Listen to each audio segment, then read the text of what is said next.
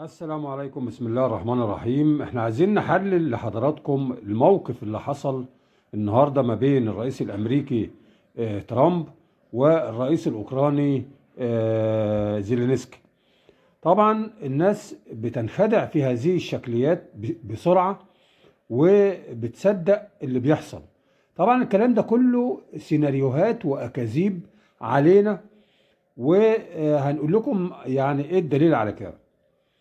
اللي حصل ما بين ترامب وزيلينسكي هي تمثيلية، مش موقف فعلا يعني في شجار وفي شد وجذب حقيقي ما بينهم وبين بعض. الكلام ده مش صحيح تماما، لأن أساسا الحرب بين روسيا وأوكرانيا تمثيلية. طب إيه الدليل؟ طبعا هتقول لي يعني إيه تمثيلية وهتستغرب للكلام. لا، ما تستغربش. حرب روسيا على اوكرانيا بقالها كام سنه؟ بقالها 3 سنين. 3 سنين شغاله.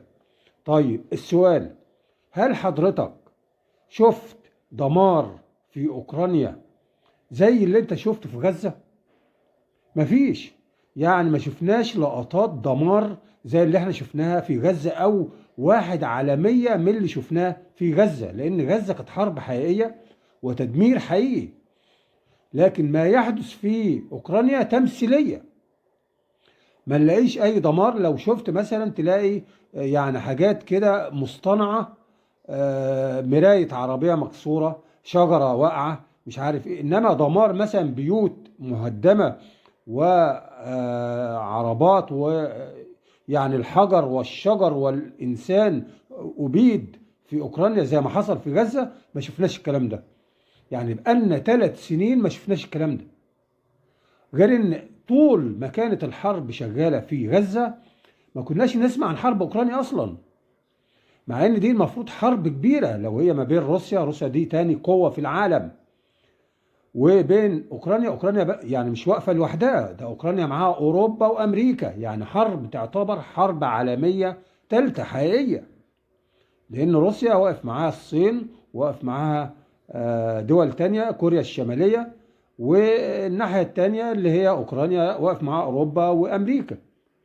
يعني العمليه المفروض كان نشوف مثلا دمار غير عادي، انما الكلام ده ما شفناهوش. واللي شاف من حضراتكم دمار في اوكرانيا يثبت ان في حرب حقيقيه، يجيب لنا المشاهد ديت عشان نصدق. لكن دي مجرد تمثيليه. إيه الغرض من التمثيليه ديت؟ طبعا حضرتك هتسال تقول لي ايه الغرض من ان هم يعملوا تمثيليه زي كده.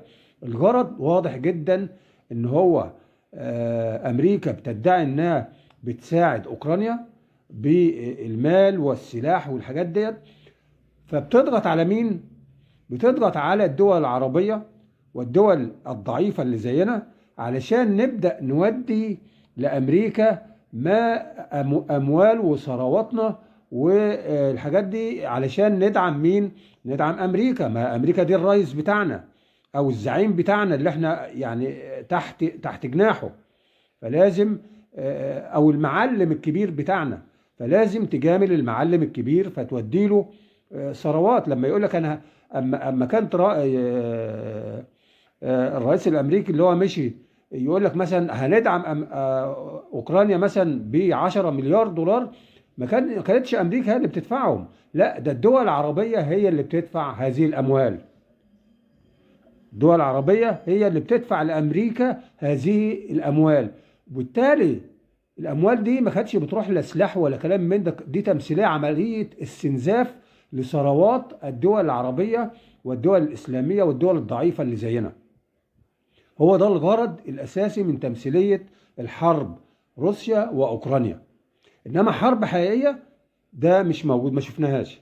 ما شفناش اي قرائن او دلائل ان في حرب حقيقيه ما بين روسيا واوكرانيا. فبالتالي الموقف اللي احنا شفناه من شد وجذب ما بين زيلينسكي وترامب، وحتى يعني ده اجيب لك دليل تاني على ان دي تمثيليه، ان الرئيس الامريكي جايب النائب بتاع ترامب قاعد معاه، وعاملين تمثيليه هما الاثنين على زيلينسكي. وهو زيلينسكي اليهودي الماكر الخبيث. تمام. فكل دي تمثيليه لان من العاده ان الرئيس الامريكي ما بيجيبش النائب بتاعه في اي لقاءات، ما يعني النائب ما بيقابلش رؤساء دول او يقعد مع الرئيس ويتكلم زي ما احنا شفنا كده. ده موقف اول مره نشوفه.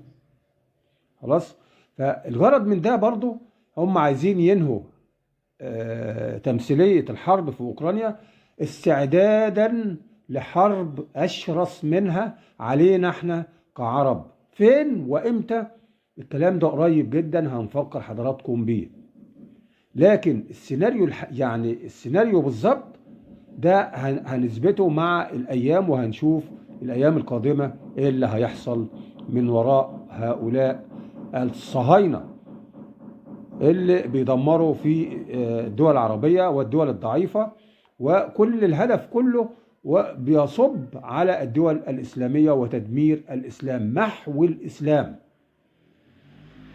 هتقول لي ايه علاقه ده بده؟ ما هي دي مخططات، سيناريوهات علشان ياخد اموالك. وهو ده سبب الغلاء الغير مبرر اللي مش مفهوم عندنا مثلا في الدول العربيه. في مصر مثلا مش عارفين ايه سبب الغلاء. السبب الغلاء ان ثرواتنا بتتاخد وبتروح لامريكا بحجه ان هي بتساعد اوكرانيا وبتساعد مش عارف مين والكلام من ده.